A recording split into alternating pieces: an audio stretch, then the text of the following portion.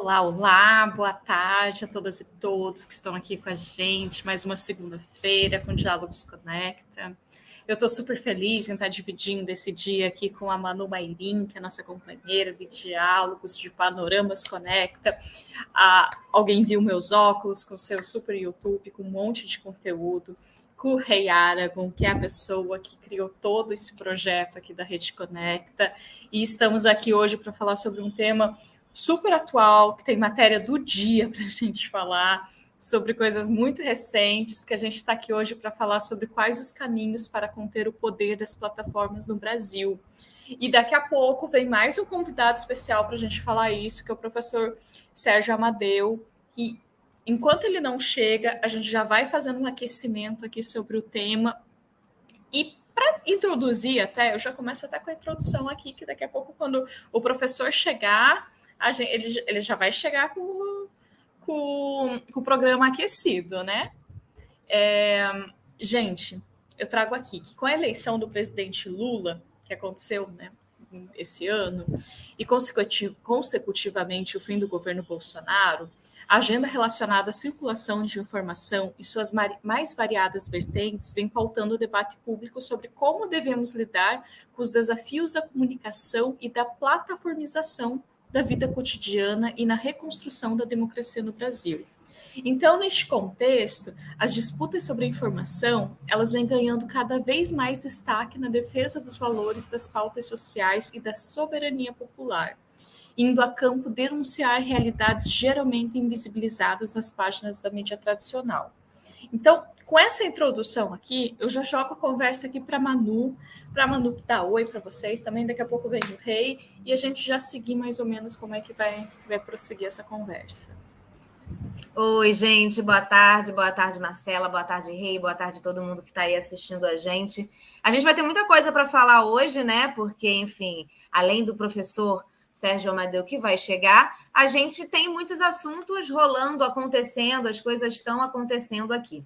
E aí a gente tem, eu queria que o Rei trouxesse todo o seu conhecimento para esse debate, porque a gente tem acontecendo agora, nesse momento, votações no Supremo Tribunal para a gente falando sobre as responsabilidades das Big Techs, né?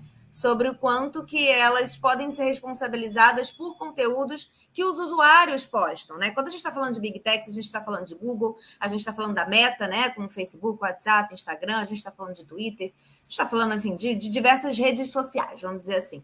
E aí a gente está tendo esse debate acontecendo no Supremo Tribunal Federal sobre a responsabilização dessas empresas diante dos conteúdos que são dos usuários. Pelo que eu entendi, aí vocês podem me ajudar, o Marco Civil da Internet, ele não abarca isso, né? Ele, pelo contrário, ele tira a responsabilidade das Big Techs sobre os conteúdos dos usuários, mas ele é antigo. Ele não contempla o que aconteceu na última década, na sociedade mundial, assim.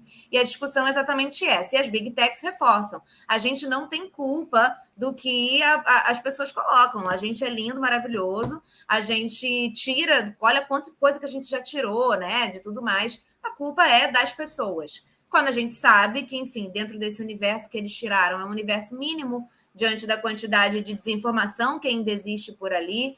A gente sabe o contraditório que é como os algoritmos funcionam. Na verdade, a gente não sabe como a maior parte dos algoritmos funciona. A gente não tem transparência com relação a isso. A gente sabe que, no fim das contas, são grandes empresas visando lucro e que elas querem exatamente, enfim, que você passe mais tempo dentro da rede social. E se para isso for preciso fazer uso do sensacionalismo e da desinformação, para eles não é exatamente desinteressante. Então, a gente tem diversas coisas acontecendo, né? Inclusive aqui, nesta rede em que estamos no YouTube. É uma rede absolutamente controversa que facilita muitas vezes a desinformação. E a gente fica tentando ocupar esse espaço e usar os caminhos, né, que a gente tem. Então, eu queria que você falasse um pouco, Rei, enquanto a gente espera o professor chegar, como é que você está vendo essa discussão, os debates, né? Como que a gente aqui, enquanto mídia alternativa, tanto a Rede Conecta quanto o 247, quanto Alguém Viu Meus Óculos, se posicionam dentro desse universo controverso, né? Que são as Big Techs, qual é a nossa função e como que você vê esse debate? Elas devem ser responsabilizadas pelos conteúdos dos usuários? E, gente, o professor chegou. Opa. Eu acho super que ele tinha que estar nesse debate também. Eu vou repetir minha pergunta para o professor Sérgio Amadeu. Tudo bem? Tudo bom? Tudo bem? Olá. Prazer estar aqui com vocês. Oi, legal? Obrigada, viu? Bem, Gente, Diga. então, rapidinho, antes do professor responder a pergunta, eu só quero falar para o pessoal rapidinho, só para contextualizar, quem é o professor Sérgio Amadeu, que o professor Sérgio Amadeu, ele é professor da Universidade Federal do ABC, ele é membro do Comitê Científico Deliberativo da Associação Brasileira de Pesquisadores em Cibercultura, e ele também presidiu o Instituto Nacional de Tecnologia da Informação. Então, a gente está falando com uma pessoa super capacitada aqui, super referência. Então, agora sim, volta, Manu. Obrigado. Eu vou repetir. Obrigada pela sua presença. Eu vou repetir aqui, resumidamente, minha pergunta, professor. E aí você e o rei, coitado do rei, não conseguiu nem falar ainda, que a gente fala beça. Puderem, a gente está aqui falando horas, desde que começou. Para vocês poderem falar um pouquinho, antes da gente entrar num debate mais aprofundado, a gente tem uma coisa acontecendo agora, né? Que é o debate aí sobre a responsabilização das Big Techs sobre o conteúdo que os usuários colocam, uma coisa que ali o Marco Civil da internet não contempla muito bem e está sendo debatida essa mudança. E aí queria que vocês dissessem para a gente tanto o que deve, na concepção de vocês, o que deve ser feito sobre as Big Techs, elas devem sim ser responsabilizadas pelos conteúdos dos usuários ou não, e qual é a nossa função aqui enquanto mídia alternativa, seja a Rede Conecta, o Brasil 247, ou Alguém Viu Meus Óculos, que é meu canal, a gente usa essas plataformas. A gente está no YouTube, a gente está nessas redes. Qual é a nossa função dentro dessas redes nesse mecanismo? Obrigada novamente por estar aqui. Sou eu que respondo ou é o rei? Opa, não, então deixa eu só começar fazendo um agradecimento aqui, agradecer a Manu, a Marcela e a audiência. E esse programa, o Diálogos Conecta acontece a cada 15 dias.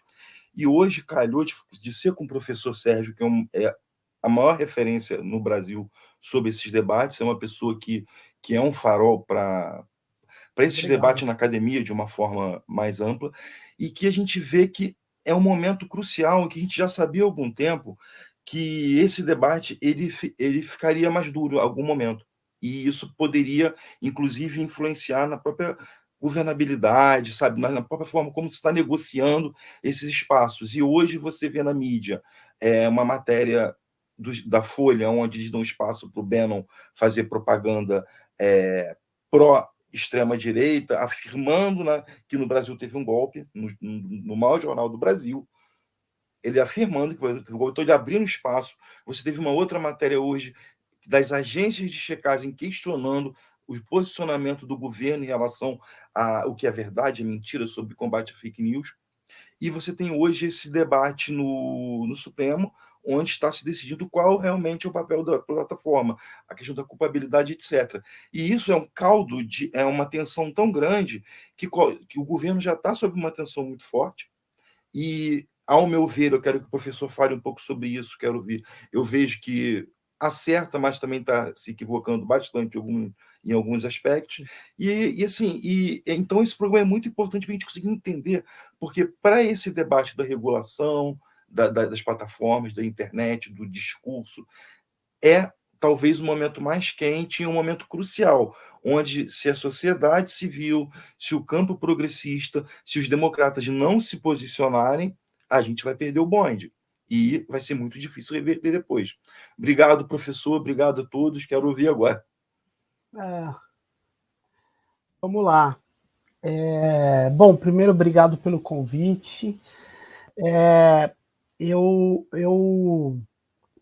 Eu quero começar dizendo o seguinte: o Marco Civil da Internet ele está sendo responsabilizado por ter existido uma onda de fake news, de desinformação, de negacionismos, de discurso de ódio.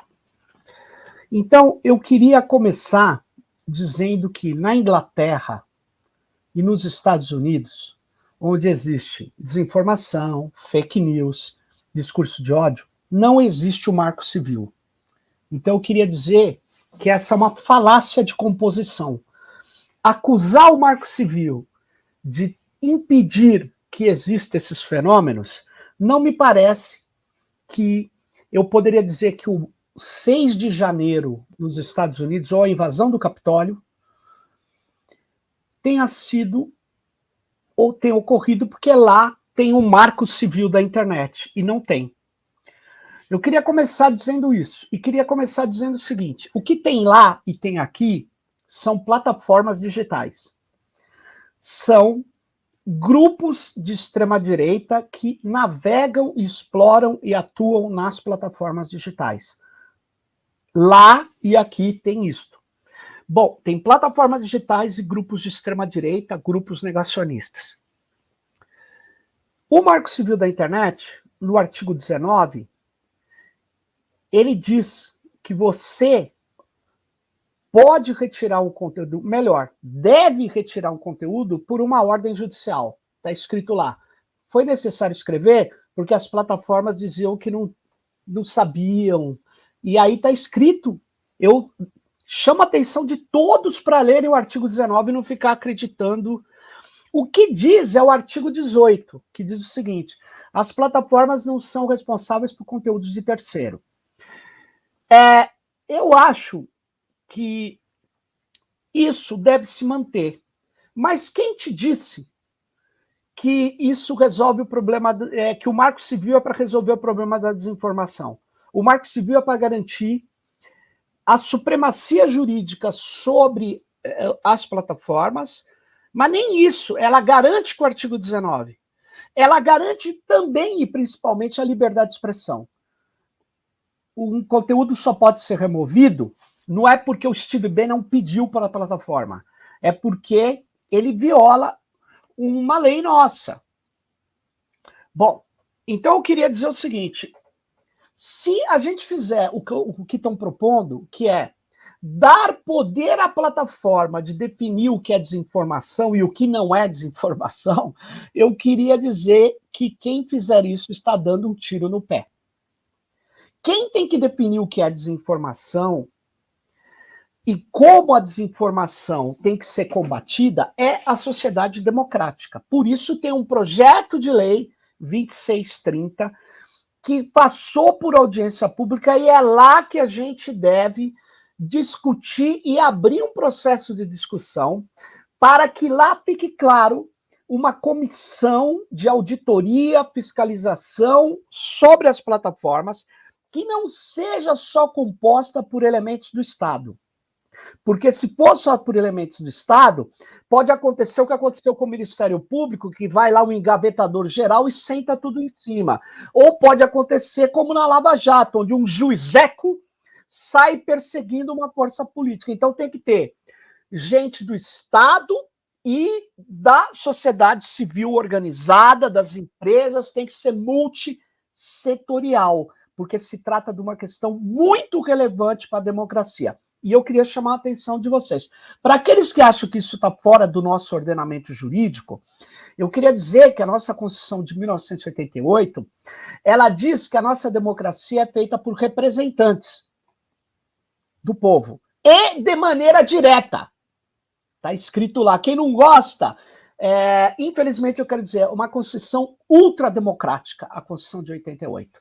Então vamos explorar a Constituição de 88, fazer uma lei onde nós temos definições básicas do que pode ser enquadrado como desinformação e temos uma comissão que participa o Estado e a sociedade civil que vai fiscalizar as plataformas. Agora, eu não concordo em dar poder para as plataformas, porque elas já têm muito poder. O meu podcast Tecnopolítica foi bloqueado mais de 12 vezes. Eu posso passar o relatório para vocês. 12 vezes. E eles têm uma predileção para bloquear mulheres negras, quando a gente discutia o racismo algorítmico.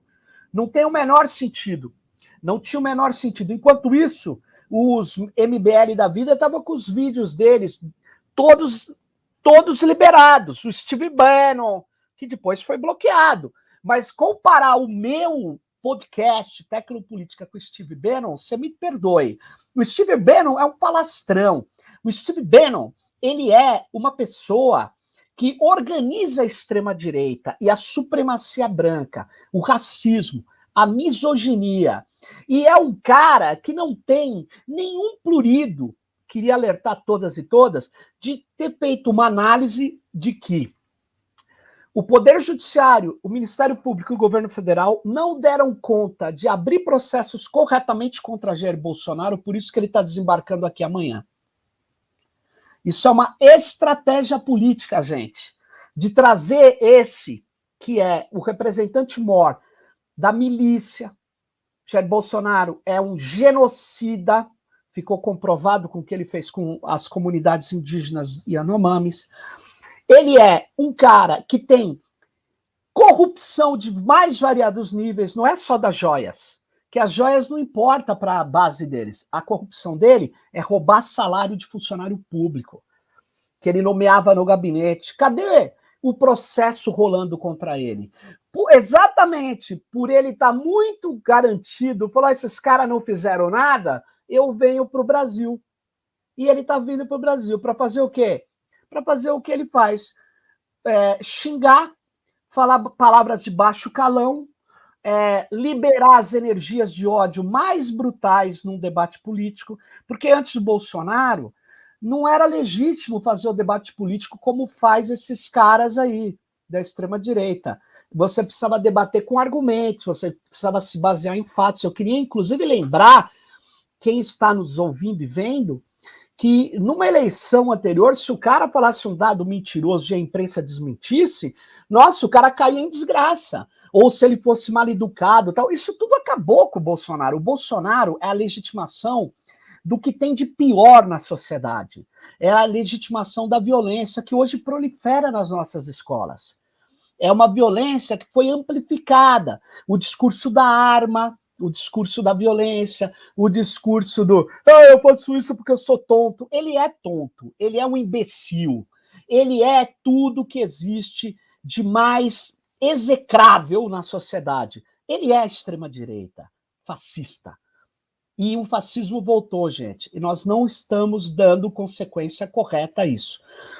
Bom, aí você fala, então o que a plataforma tem a ver com isso? A plataforma, ela nunca foi impedida de tirar os discursos de ódio, mas ela não tira. Porque o discurso de ódio dá dinheiro para ela. Porque a plataforma, ela não seguia pelo radicalismo, como dizem alguns pesquisadores, no meu modo de ver. Pelo que eu vejo, os conteúdos que bombam são conteúdos espetaculares. A plataforma, ela privilegia a espetacularização e não a radicalização. Eu não vejo o site do PSTU bombando aí no YouTube, não. O que eu vejo é todo mundo querendo ser espetacular. Ah, é o espetáculo. Então, isso faz muito mal à democracia, o modelo de negócio das plataformas.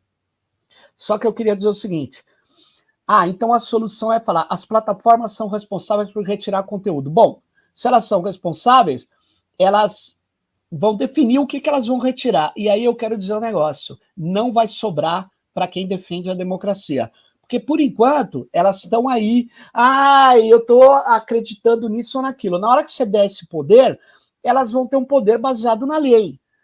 Eu não acho correto ampliar o poder das plataformas, definir qual discurso é verdadeiro e qual é falso.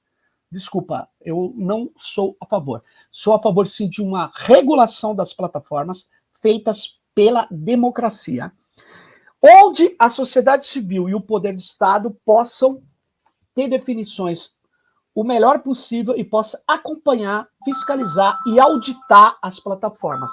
Era isso que eu queria... Não sei se eu respondi a questão. Muito obrigado pela oportunidade de trazer esses elementos. Obrigada, professor. Foi a Manu que perguntou. O Rei. Foi o Rei também. Foi um mix aqui, né? A gente vai se complementando nas perguntas. E até o professor falou do Steve Bannon, e a gente já tinha uma pergunta aqui pensando sobre isso, e eu tenho até um comentário para falar isso, né? Que o professor falou assim, que teve conteúdos deles que depois foram retirados. Nossa, tem tanta coisa que a gente pode pensar no quanto as plataformas lucram com esse tipo de conteúdo, mas vamos focar agora sobre a desinformação institucional, né? Que hoje o Estadão também lançou um editorial atacando o governo Lula, falando como o lulopetismo quer decidir o que é verdade ou não, com o seu portal da verdade, como eles chamam. A Folha publicou essa entrevista do Bannon, né?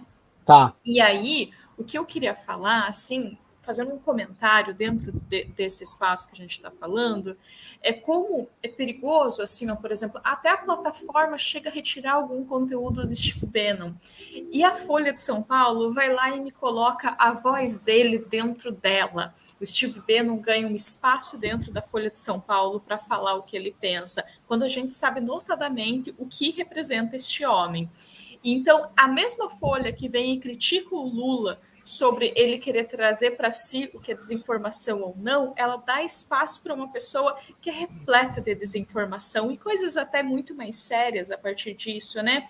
Só que o fact-checking, esse foi no da Folha, acho que não foi no do Estadão que eu estava vendo, que eles falam assim, que o governo não pode fazer checagem de fatos porque tem que ser alguém de fora. Só que um fact-checking, por exemplo, da Folha, não vai analisar se aquilo que é publicado na Folha é verdade ou não. Então, aquilo que serve para um não serve para outro, né? Então, a pergunta aqui, professor, que a gente tenta trazer é quais caminhos para esse combate da desinformação institucional, que ela é promovida também pelos tradicionais veículos de mídias financiados ou de propriedade do rentismo. O que o senhor acha?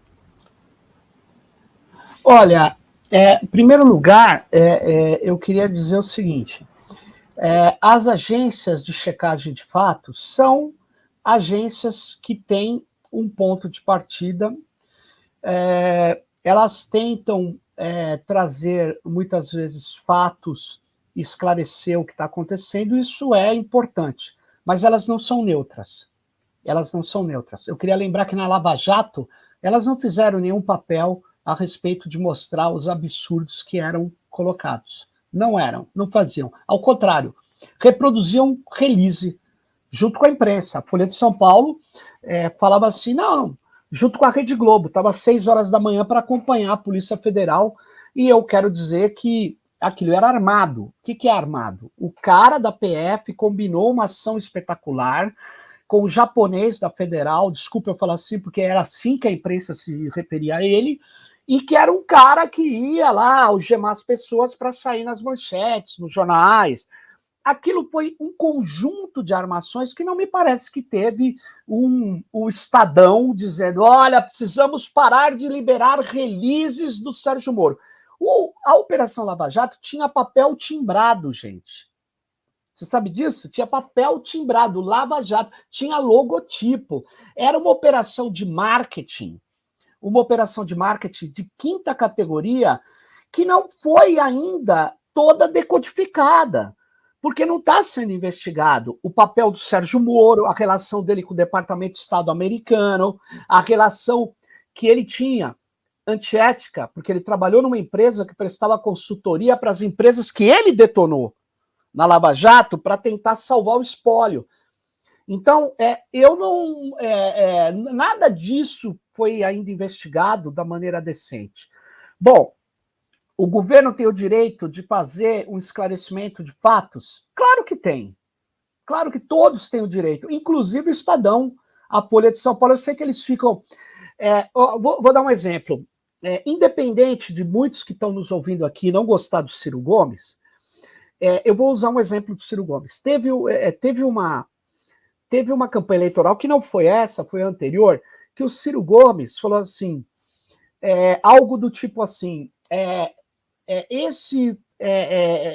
se gastou bilhões, ele falou dois números que não, uma coisa é bilhão, outra coisa é milhão, e ele falou no sentido de, era uma infinidade de coisas o tempo todo. Também não era o tempo todo, eram algumas vezes, mas você sabe que o cara está falando isso como força de expressão, isso não precisa nem ser checado, você vê que é o tipo de falar assim, aquele cara era enorme, era um gigante, o cara não era um gigante, ele tinha 1,90 m, mas ele não era. Aí, Sérgio Amadeu disse que é um gigante, Mas por que eles foram para cima aquele dia de Ciro Gomes? Porque eles precisavam aparentar que eles eram isentos. Sabe o que eles faziam? Eles tinham que pegar uma desinformação por dia de cada candidato. Gente, isso é ridículo. Querer comparar. E eu vi nos debates, os últimos debates, tinha gente que falava, a desinformação é de todo lado. Sim, todo político pode fazer contar uma mentira, fazer uma coisa equivocada, desinformativa. Agora, a desinformação que nós vimos no Brexit, vocês devem, esse termo se popularizou pela Europa, porque antes se usava fake news. Fake news e desinformação foram utilizados a partir de principalmente 2016, vocês sabem disso. Antes de 2016 era irrisório esse termo. E esse termo, ele aparece e ganha projeção nas democracias, por quê? Porque ele é, na verdade, a desinformação é uma estratégia da extrema-direita mundial. Nós não estamos falando dos erros que eu possa cometer ao escrever um tweet. Aí você fala, pô, Sérgio, isso aí é um exagero, ou desculpa, ou isso aí não é verdade. Eu posso, ou qualquer um de nós pode cometer erros informativos e pode ser apreendido, ou melhor, ser repreendido. Alguém falar, ó, isso é um erro e mostrar para você que é um erro. Eu acho que nenhum de nós vai querer se manter no erro. Vai falar, pô, puta, desculpa, cloroquina não salva vidas. Eu me enganei, desculpa. Eu vi aqui, puta, você me mandou um estudo, 90 mil casos, em revista acadêmica extremamente séria, com revisão de pares, e, pô, me enganei, falei bobagem, eu tenho que recuar. Não é isso que a extrema-direita faz. A extrema-direita fala, cloroquina salva sim. Nós não estamos falando do Haddad que falou um número e ele errou porque era outro. Nós estamos falando, porque na verdade, na hora que você mostrar para o Haddad, ele vai falar, puta, de fato, esse número não é aquele número. Nós estamos falando de um cara como o Bannon ou como o Jair Bolsonaro, que fala, isso aí nunca existiu. Eu queria lembrar, entre tantas bobagens e desinformação que eles falaram, eu vou lembrar de uma que me irritou profundamente, porque eu sou professor. Mas não sou professor de ensino fundamental. Mas no último debate, penúltimo, o Bolsonaro levantou um celular e falou assim, eu alfabetizei crianças com o aplicativo do governo federal. Cara, entre tantas mentiras, tantas desinformações que ele jogou, e que ele jogava, as pessoas nem davam bola. Para mim era muito caro. Eu falava assim, senhor Jair Bolsonaro, fui no Twitter, perguntei pros asseclas dele, eu falei, eu quero uma única criança que vocês alfabetizaram com app, com aplicativo de celular. Eu não quero duas, eu quero uma. Ninguém falou nada. Sabe por quê? Era uma rotunda e contundente mentira. Eu não consigo aqui definir o que é verdade. Eles vão falar o lulopetismo quer definir a verdade. Pode ter um ou outro desavisado que queira. Eu não consigo definir o que é verdade. Porque tem uma discussão filosófica, tem uma discussão científica. Mas eu consigo definir o que é mentira. Eu consigo definir o seguinte. Eu estou aqui nesse programa nesse momento. Se eu quiser desmentir depois, cara, o fato é que eu estou aqui. Fatos, juízos baseados em fatos, é o que a extrema-direita quer destruir. Cloroquina salva, o holocausto não existiu, vacina não é importante, a liberdade de não tomar vacina, como se a vacina fosse uma coisa que dá para se resolver individual, como se fosse um comprimido que você toma para a tua dor de cabeça. Não, a poliomielite pode voltar se você não tomar vacina adequada, porque a vacina sempre é uma solução coletiva, nunca vai ser individual. Então, eu quero chamar a atenção de vocês para dizer o seguinte, nós estamos lidando, sim, com uma sociedade democrática. A imprensa pode ter e deve ter sua agência de checagem de fatos, mas dizer que ela é neutra é ridículo. O governo pode ter? Pode. O que eles estão incomodados é que eles acham que vão perder financiamento.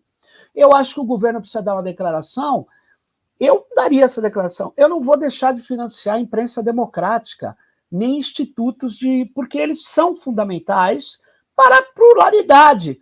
Agora, querer dizer que um instituto X ou Y é isento, que não tem o seu ponto de partida, que eles são objetivos e todos os outros não são?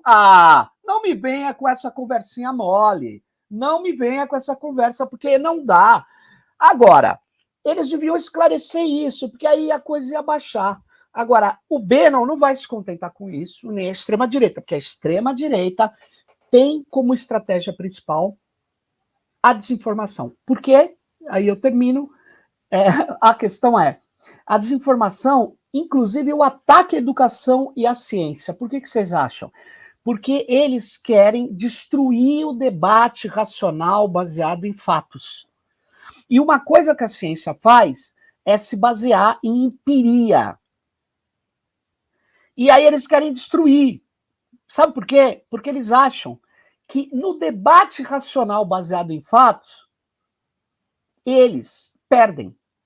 E eles tentam substituir esse debate pelo debate baseado em valores, que descamba em violência. E eles acham que pela violência eles podem ganhar. E é por isso que eles destroem a ciência, porque não tem lógica fazer uma pandemia virar um caso político, gente. Não tinha lógica matar as pessoas. E eles fizeram isso. Por quê? Porque vem da linha Bannon, vem da linha desses canalhas da extrema-direita norte-americana. São eles. São eles. E os pau-mandados deles aqui dentro. Esses caras, eles são fascistas. Eles romperam com a democracia. É isso que precisa ficar claro. E aí, professor, muito interessante isso que você está falando, porque eu acho que é bem mais fácil para eles fazer esse tipo de campanha e tal, porque não tem escrúpulos muitas vezes, né? Não existe uma linha lógica, não existe uma relação com a realidade. Aliás, Manu, desculpa te interromper. Diga. Eu sei que isso é chato pra caramba, mas é que você me Não, lembrou fica à uma coisa. vontade. Nossa, convidado, pode falar. Não, você me lembrou um negócio que é assim. Eu fiz um negócio aqui horrível, interromper uma mulher quando está falando numa sociedade patriarcal. Eu sei o que eu fiz. Fui mal. Peço desculpas, mas eu quero dizer o seguinte: isso é o que eles fazem. Eles nem sabem que isso é um problema de interromper, né? Mas é que eu preciso sair. Aí eu resolvi falar isso, que você deu um gancho fenomenal, que é o seguinte: o que eles estão produzindo é uma coisa de um ataque que é intimidador dos outros, e eles chamam isso de liberdade. Eles falam que a liberdade é o destilar ameaças, violência, tal. Isso não é liberdade. Isso não é nem no liberalismo liberdade. Mas eles querem consolidar essa jogada. E essa jogada é extremamente antidemocrática, antitolerante, e constrói relações que são baseadas na violência, porque no final das contas, o que a extrema-direita quer na verdade, romper com toda e qualquer regra que defenda o frágil, aquele que eles chamam nos Estados Unidos de loser. O loser não merece viver. E eles, por isso, articulam tudo que tem de ruim. Supremacia branca, Ku Klux Klan e todo esse rebotalho que faz parte da agenda bolsonarista. Agora, nós precisamos tomar uma providência sobre isso. A gente precisa começar alguma coisa está entorpecida aí, gente. Cadê os processos? Cadê a divulgação de um cara que é genocida, miliciano, corrupto e tudo mais? Eu não estou vendo. Então, eu peço desculpas para vocês, porque eu tinha já avisado, né, o rei, que eu estava na correria, por isso que eu interrompi. Eu peço 1000 perdões, mas eu vou ter que sair. Vocês me perdoem, né? Claro, obrigado, professor, pela presença. Obrigada, viu? Valeu, Manu. Valeu. Obrigada. Tchau, Marcela. Tchau, Rei. Tchau. Beijo. Tchau, abraço, Tchau, professor. Vamos seguir o nosso debate daqui. Tem uma galera bem legal falando coisa aqui nos comentários e acho que a gente né, pode conseguir desenvolver, talvez não com a maestria do professor Sérgio, mas enfim, a gente também aí pesquisa e comunicação e tudo mais, tem algumas coisas que acho que a gente pode ao menos jogar para o debate, mesmo que a gente não tenha respostas. Para a maior parte das coisas, aliás, eu não tenho resposta, apenas dúvidas. A Pamela Pinto, ela botou aqui nos comentários, ela gostaria de ouvir do professor Sérgio, não deu tempo, Pamela, de ouvir do professor Sérgio, a gente vai tentar desenvolver aqui da melhor forma. Como a gente leva esse debate da regulação da internet para a sociedade, sobretudo pessoas mais vulneráveis, e aí eu acrescento algo que eu vejo muito, principalmente de quem não é. Para a gente é muito fácil estar envolto em determinados temas, porque nós somos comunicadores que pesquisamos isso. Então, a gente entende, está na nossa rotina parar para pensar sobre essas coisas. E eu vejo que para muita gente, quando a gente fala em regulação da mídia, isso não é de agora, isso é desde antes do Marco Civil da internet existir. O próprio debate sobre a regulação da mídia, ele vira sinônimo de censura para muitas das coisas, enquanto a gente só está querendo que não vire um filme de faroeste. Então, assim, como que... Aí, não sei se vocês já fizeram esse tipo de reflexão de como que a gente leva esse debate da regulação e mostra a importância da regulação e que não é censura, a gente não está falando de censura. A mídia tradicional é regulada, cheia de problemas, a gente pode ficar aqui tempos falando dos problemas, mas ainda assim existe uma regulação. A internet está tudo aí, livre, né? Assim, a maior parte das vezes. Então, não sei se vocês também já fizeram esse tipo de reflexão sobre a importância, como que a gente leva esse debate à frente, para além do nosso círculozinho de comunicadores. Então, em relação à pergunta da Pamela, o que você está perguntando, Manu, o que eu penso? Na sociedade hoje está muito difícil você conversar, porque é tudo muito instantâneo, tudo muito imediato, tudo muito rápido. As pessoas hoje não param mais para ler, não param mais para debater, e quando você vai debater, eles já estão dentro do sistema de crença, desde aquela concepção sobre aquele determinado fato e que não dá muitas aberturas. A Rede Conecta, ela nasce exatamente para fazer essa proposta, para fazer um diálogo mais amplo com a sociedade no que diz respeito ao combate à desinformação e a essas bandeiras de luta pela soberania sobre a informação. Então, qual é o objetivo do projeto? O projeto é quando nós fizemos a parceria lá no início do final de 2020 com o Brasil 247, foi pelo seguinte, porque era uma mídia com grande poder de influência junto ao campo progressista, que atingia muitas pessoas, comprometido com valores democráticos e que tinha principalmente uma comunidade muito qualificada. Então, qual é o objetivo? Era começar a dialogar com essa comunidade, a parceria com o 247. E, através desse diálogo, a gente conseguir começar a furar algumas bolhas e fazer com que essa comunidade se tornasse também um agente de combate à desinformação. Porque a Rede Conecta, a parceria com o 247, ele parte do seguinte ethos, de que o combate à desinformação, o combate à fake news, a disputa pela informação dentro da perspectiva da soberania, ela não se dá dentro da academia, ela não está numa redação de uma mídia, de um jornal. Ela está dentro da sociedade civil. É a sociedade civil que precisa fazer esse combate. Na academia, nós pesquisamos, a gente busca entender a correlação de forças, o cenário, quais são as perspectivas e também buscar alguns caminhos. Mas é só uma parte do que a academia faz. Da mesma forma que a mídia progressista é responsável. Ela abre espaço, ela levanta o debate. Mas esse combate ele tem que ser feito necessariamente pela sociedade civil. E de forma mais ampla, abrindo espaços, furando bolhas, dialogando no mercado, dialogando na farmácia, no açougue, dialogando no WhatsApp com a tia. Por quê? Porque não adianta nós pensarmos soluções ou buscar entender os problemas se fica preso, por exemplo, dentro dos muros da academia. É um conhecimento que é gerado, que é produzido, desenvolvido e que fica preso.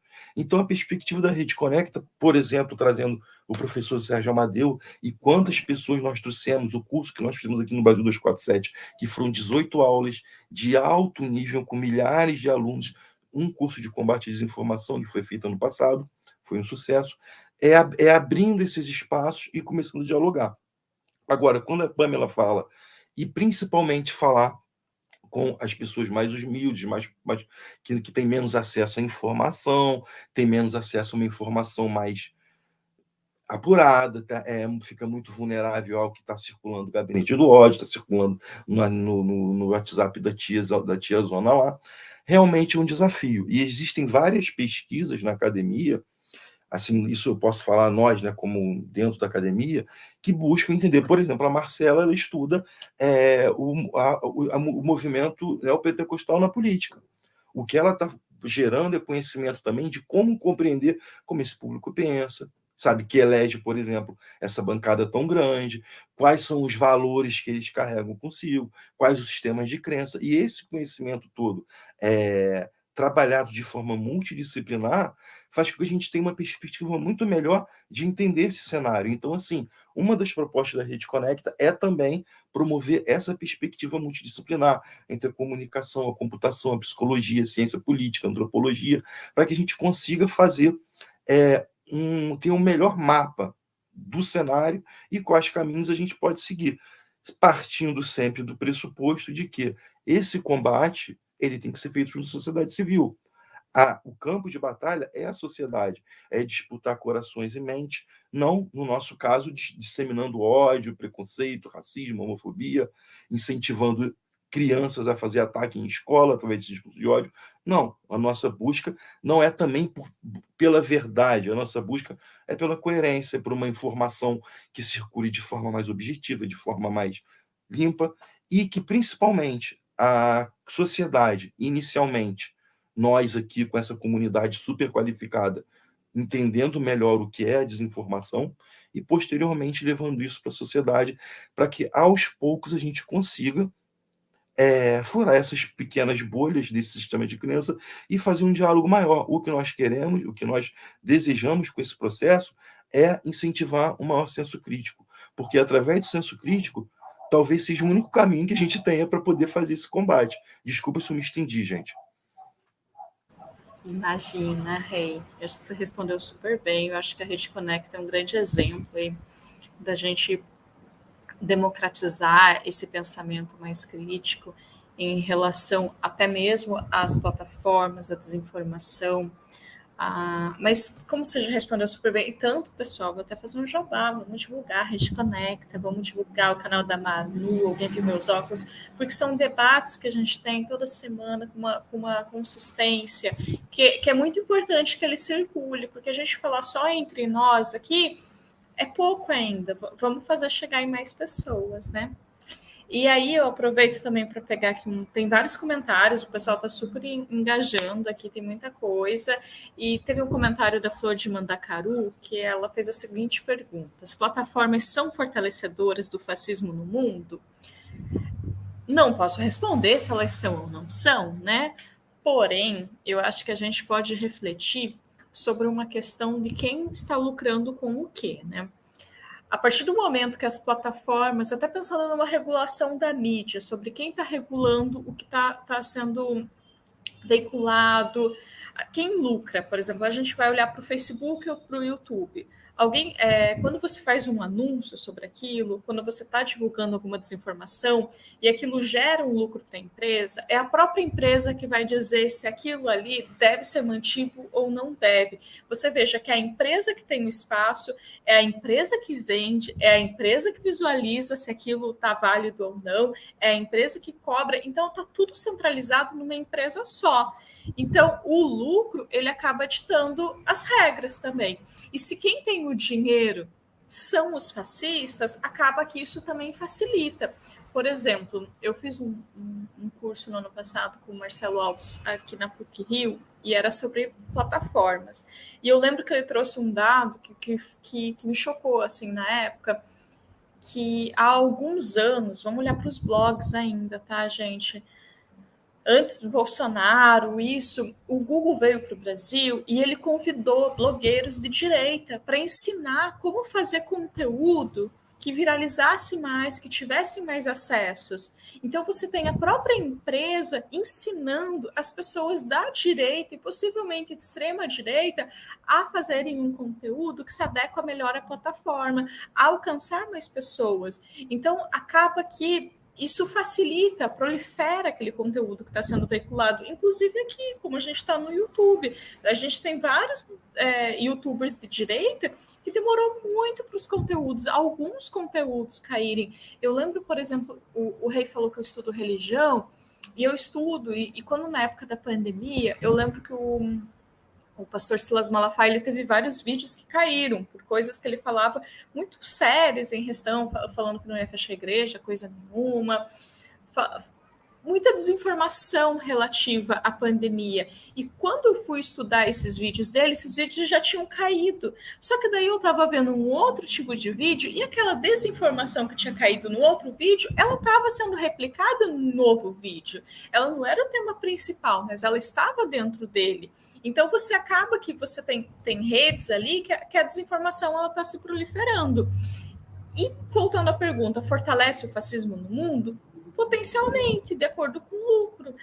Follow the money, né? Tá seguindo o dinheiro. E se a direita é a direita que favorece até mais dinheiro, acontece isso que a gente está visualizando, né? Deixa eu para vocês. Manda aí, Rei. Eu queria fazer emendar um pouco no que a Marcela falou, que foi perfeito. Se a gente parar para pensar hoje, você, quando na época da eleição, você tinha dúvida, quem o mercado, essa entidade, né, vai apoiar, se vai continuar o apoio ao Bolsonaro ou ao Lula. Estava tão escandalosa a situação no Brasil que eles resolveram apoiar o Lula, entre aspas, né? Vamos ver o que acontecia. Quando a Marcela fala que a questão deles é o lucro das plataformas, por exemplo, dessas grandes mídias também, pelo seguinte, quando um governo de esquerda, ele obviamente tende a regular melhor a economia, ele não é que é um banco central, por exemplo, com essa autonomia absurda que tem, porque quem tem que decidir políticas econômicas é o governo eleito pelo povo, e não a Faria Lima, os rentistas. Então, quando o governo da esquerda começa a botar suas garrinhas de fora, ou seja, buscar maiores regulações, estou falando em todos os campos, buscar maior desenvolvimento, diminuir os juros para cair o lucro dos rentistas, dos parasitas, mas para poder investir na sociedade, começa essas peças a se movimentarem no tabuleiro. É o que a gente está vendo hoje. Está uma guerra entre plataformas, entre a mídia, e você vê que, nesse momento, quando os liberais desembarcam do governo, é porque tem alguma coisa acontecendo nos bastidores. E isso reflete na regulação das plataformas, na regulação dos juros, por exemplo, na regulação das mais diversas áreas econômicas. Então, isso, ao meu ver, é uma bola de neve. E que eu queria só fazer mais uma observação, que eu tinha visto aqui uma pergunta, rapidinho, se vocês me permitem, que era quais os representantes das plataformas no Brasil, né? Eu só quero responder rapidamente. Isso. Muitas entidades, muitos think tanks, muitas instituições, fundações hoje são porta-vozes dos interesses das plataformas. Se você for no Google e colocar think tank ou fundação e financiamento, você vai ver lá financiamento do Google, da Meta, do iFood, etc. e tal. Essas fundações, inclusive, estão dentro da academia também, essas pessoas que estão fazendo talvez um trabalho não voltado à soberania, sobre a informação, mas do interesse dessas plataformas. É só você fazer uma busca rápida no Google que você vai ver que eles investem muito dinheiro para a promoção de políticas públicas que interessem a eles, uma legislação que favoreça a eles. Então, assim, a briga, ela não é justa. É uma briga onde nós vamos com a foice e os caras vão com o fuzil. Eles têm o capital, eles têm a máquina, eles têm uma rede internacional onde fazem esses lobbies pró-plataforma, porque o que acontece hoje com a regulação, por exemplo, das plataformas de trabalho, como o iFood, não acontece só no Brasil, acontece em todo lugar do mundo. E eles têm essa rede com muito dinheiro para poder fazer esses lobbies. E você vai esbarrar como? Você vai esbarrar, por exemplo, o governo vai esbarrar com diversas entidades mandando Hoje você tem a bancada do like, que não é nada pequena, e essas entidades enviando, propondo políticas públicas através de muita grana investido em políticos, em instituições, que fazem a pressão para que na justiça, no executivo e no legislativo sejam aprovadas leis que favoreçam a eles. Foi o que o professor Sérgio estava falando. É muito assim, injusta essa briga, porque são milhões e milhões de dinheiro para financiamento dos seus interesses. Desculpa, gente, só queria comentar essa pergunta. E eu queria falar um pouco, a pergunta do João estava aqui, e aí eu ia até, nem sei se eu tinha entendido exatamente a pergunta, acho que a gente acabou indo para caminhos diferentes, mas eu queria de qualquer forma fazer um comentário, né? Que ele pergunta quem são os representantes das plataformas digitais aqui no Brasil. Pensando de maneira bem direta e prática, quase todos eles têm seus escritórios no Brasil, que implicam advogados no Brasil, enfim, que lidam com a legislação brasileira e respondem a todas as questões aqui. O Telegram é a rede social onde eles têm mais dificuldade. Sempre que acontece desinformação, demora-se muito tempo para responder. Na época das eleições, o Telegram respondeu ali aos 45 do segundo tempo qual estratégia eles iam usar para evitar desinformação na rede, mas todos têm seus escritórios no Brasil. E aí tem a outra pergunta que ele botou, como obter o direito de resposta mediante o judiciário. No geral é isso, no geral acontece alguma coisa nas redes sociais, alguém falou de você na rede social, você tem que questionar aquilo ali, você vai à justiça questionar aquilo que foi dito. O debate mais amplo no geral você questiona quem disse a você, mas as redes sociais, elas devem ser questionadas também ou não? Por terem permitido que aquilo ficasse no ar, por você não ter conseguido, a partir de uma denúncia dentro do próprio aplicativo, tirar aquilo do ar e ter precisado recorrer à justiça, são algumas questões. Para além disso, a gente não entende, e a questão da transparência das redes sociais é algo que eu acho muito interessante. A falta de transparência, ela fica muito clara em diversos aspectos, né? Tanto quando a gente faz uma denúncia da rede social e ela simplesmente não é aceita e você não sabe por quê. Eles dizem que não infringiu as regras da plataforma, quando nitidamente infringiu. Muitas vezes são máquinas que vêm e não percebem a nuance de uma fala, a nuance da língua portuguesa, a nuance de uma conversa, né? Simplesmente coisas saem do ar ou coisas ficam no ar porque máquinas decidem. Isso sem contar algumas coisas mais arbitrárias. Eu acompanho alguns influenciadores menores, né? É mais difícil isso acontecer com grandes, embora aconteça. Alguns influenciadores menores, mas gente que tira seu sustento da rede social de alguma forma e simplesmente perdem seu perfil do nada sem grandes explicações. E você simplesmente nessas redes sociais, aí falando principalmente da Meta, que é o caso específico aqui, você perdeu um perfil no Instagram, você não tem a quem recorrer. Eu faço trabalho de social media, acontece alguma coisa, fica, mas com quem eu falo no Instagram? Você não fala com ninguém. Se você não conhece, se você não tem um conhecido, não existe. Não existe um contato com quem você vai falar. Um exemplo muito pessoal, meu namorado perdeu a rede social, o Instagram dele, que ele não usava assim para grandes trabalhos, era essencialmente pessoal, embora para ele fosse importante, porque ele trabalha como ator, então ali ele mantinha alguns contatos, mas ele não fazia vendas, por exemplo. E até hoje ele não sabe por quê. Ele mandou e-mail, e os e-mails, que as respostas são basicamente de máquinas também, o e-mail que você manda para o geral. Você não tem um contato, você não tem nada, você não sabe por quê.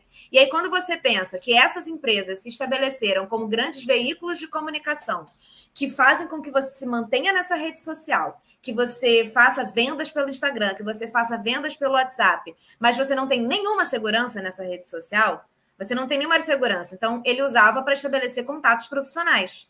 Como que você leva para a justiça isso e contabiliza o quanto ele perdeu, já que é muito subjetivo, ele não faz vendas todos os dias e perdeu essas vendas. É tudo muito subjetivo, mas elas fazem com que você use esses contatos profissionais, se articulam de certa forma para acontecer nessas plataformas, porque elas são fáceis de lidar, mas se elas decidem que você não tem que estar mais lá, elas te tiram e você não tem o que fazer. Então, acho que quando a gente fala dessa questão jurídica e da importância das plataformas, para além dos conteúdos que elas permitem que sejam viáveis, existe uma relação de consumidor e empresa também, que não é transparente. Os direitos do consumidor, nesse caso, não foram respeitados. Isso é nítido. Mas a quem você recorre? Você tem que judicializar tudo o tempo inteiro. E mesmo quando você judicializa, as leis não são claras, entendeu? Então, eu entendi muito a pergunta do João também por esse caminho, da gente, enquanto usuário, como a gente lida com isso. O que a gente tem de direito quando alguém fere a gente, quando algum conteúdo a gente não concorda e você vê que está ferindo, e quando a gente perde o nosso perfil, que eles fazem com que seja algo importantíssimo. Nós temos que usar essa rede social, ela se tornou essencial na nossa vida, mas se eles decidem que a gente não tem que estar mais lá, a gente não tem para onde correr. Eles não dão para a gente os mecanismos, os espaços para falar, tudo você resolve na justiça, entendeu? Então, a pergunta do João me fez refletir muito sobre isso também. Falei a beça, fiquei aqui 5 minutos divagando sobre pensamentos, e aí, enfim, não sei como é que a gente vai encaminhando para o encerramento, eu acho, né? Assim, a gente já está aí encaminhando para esse finalzinho. Eu acho que sim, né, Manu? Eu quero fazer um comentário em cima do teu comentário também, porque eu achei muito importante, assim, que você falou. Esses casos de contas do Instagram que realmente somem e você não tem contato, eu acho que isso a gente volta lá para o início da conversa. Porque quando a gente fala de regulação da mídia, tem isso também, sabe? Porque você precisa colocar ordem na casa também. Porque não é apenas a desinformação, é todo um transtorno que causa. Porque eles criam uma plataforma que leva você a usá-la para você fazer negócios, para você venda, várias coisas. E eles simplesmente retiram do ar e você fica sem saber o que fazer, não pode fazer. Ah, mas é de graça. Gente, não é de graça. Você está ali, ou às vezes você faz um anúncio, mas às vezes que você não faça um anúncio, o Facebook, ele vende o teu perfil para alguém te mostrar uma propaganda. Então, você não está ali de graça. Mas sem a regulação das mídias, a gente está realmente vivendo uma terra sem lei. É uma terra sem lei que nós estamos à mercê de uma grande empresa que pode fazer o que bem quiser, mostrar o que quiser, veicular o que quiser e nos tirar quando quiser. Então, eu acho que volta realmente lá para o início da nossa conversa, que a regulação ela deve ser efetuada. Infelizmente, até pensar em regulação das mídias, sem ficar nesse papo, regulação é igual censura, é muito difícil até você falar sobre isso nas próprias mídias, né? Eu vejo o pessoal, às vezes, no Instagram, faz stories, a rede é ao lado, porque eles não podem falar TikTok, eu não sei se isso é verdade, se é lenda, mas que não pode falar TikTok. E você não sabe, se você pergunta para o Instagram, eu já estive em um evento em que tinham representantes do Instagram, eles são muito evasivos. Nada é dito, nada é divulgado, mesmo quando você consegue contato com alguém. Então, é tudo, não sei, não é, mas talvez seja. E aí fica difícil, porque, por exemplo, esse talvez talvez não seja, se eu não posso falar o nome de uma outra rede social que aquilo pode sair do ar, será que eu posso falar sobre regulação da mídia e aquilo vai ter alcance nessas redes sociais, no qual as pessoas muitas vezes se informam por ali? Então, a gente está num cenário nebuloso. Claro que as pessoas não devem apenas se informar pelas redes sociais, mas muito do que as pessoas se informam vem dali. Então, acaba que a gente fica meio sem saber para onde falar, quando fala, porque não tem esse espaço. E aí, Rei? É isso. Eu acho que... Obrigada, Rei. Obrigada, Marcela. E é isso. Obrigada quem esteve aqui com a gente. Não sei se o Rei quer fazer mais algum comentário, eu simplesmente te cortei, porque deu 6 horas. E eu fiz isso de maneira autocrática. Não, foi ótimo o bate-papo, a presença do professor e essa responsabilidade aí, sabe, gente, é de todos nós mesmo da sociedade. A gente não pode deixar na mão da justiça, porque a justiça nem sempre favorece os nossos interesses da sociedade, nem na mão do executivo, porque é efêmero, e nem na mão do legislativo, porque a gente sabe como funciona. É a sociedade. Se a sociedade não pressionar, e agora, se organizando através de organizações que realmente façam esse diálogo, busquem fazer com que a gente consiga ser ouvido para poder deliberar também sobre esses temas, a gente vai perder o bonde e vai ser muito difícil reverter. Eu agradeci a todos, foi excelente. Obrigado, pessoal. Boa tarde, boa noite para todos. Obrigada, gente. Foi ótimo. Agradecemos aqui a presença. Marcela, te interrompi. Você estava falando. Perdão. Fala, termina. Era só um agradecimento. Valeu, gente, por mais um dia aqui conosco. E daqui a pouco tem panoramas ali no canal da Manu e da Rede Conecta, hein? Exatamente, gente. Vai no Alguém Viu Meus Óculos ou Rede Conecta aqui no YouTube. Tem panoramas para a gente discutir Brasil e mundo. É babado. Babadíssimo. Beijo, gente!